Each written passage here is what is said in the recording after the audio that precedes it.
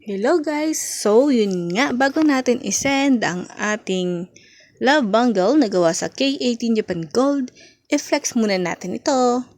Hello guys! So, ito na nga. Ito yung ating love bangle na gawa sa K18 Japan Gold. So, makikita nyo naman is triple lock ang ating love bangle. Kaya very secure ito sa braso mo. Hindi siya madaling matanggal kapag suot. So, ayan na nga. Makikita nyo, triple lock siya. Meron siyang clip lock. Ayan. Yung una niyang lock. 1,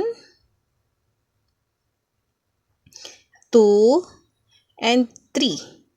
So, kahit anong likot mo, kahit anong galaw mo, malabo siyang malaglag sa'yo. Pero na lang guys kung luwag ang pagkakabili nyo. Pero kung nicely fit naman at okay ang nabili nyong size, hindi talaga siya agad matatanggal. So pangalawa, solid siya guys. So makikita nyo yung harap niya, or I mean yung loob, ganyan siya oh.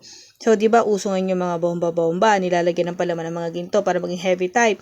Ito hindi. So kita nyo, paano siya malalagyan ng palaman kung ganyan yung loob niya, di ba? Imposible.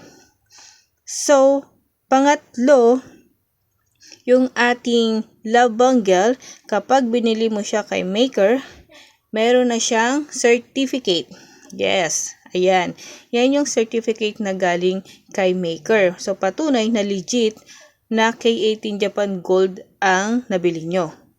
Itong love bangle from maker, pwede siyang yellow gold and white gold. Meron din siyang, pwede mo siyang paggawa ng diamond at pwedeng walang diamond. So, itong love bangle na to, no dia ang gusto ni buyer. Gusto niya all yellow gold lang. So, kaya yan. Ganyan yan. O, diba? Ang ganda. Very nice ang pagkakagawa.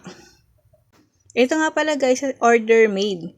Kung ano yung size mo, yun yung ipapagawa natin kay maker. Siyempre, iba't ibang size, iba't iba ang prices natin.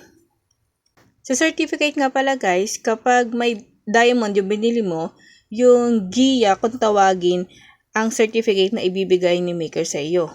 GIA means Gemological Institute of America. So, yun talagang legit na company na nag-check kung legit na diamond ba o hindi. Yun ang ibibigay na certificate ni buyer sa inyo. So, yun lang guys. Kung interested ka umorder, inbox ka lang sa amin and we will assist you. And thank you for watching.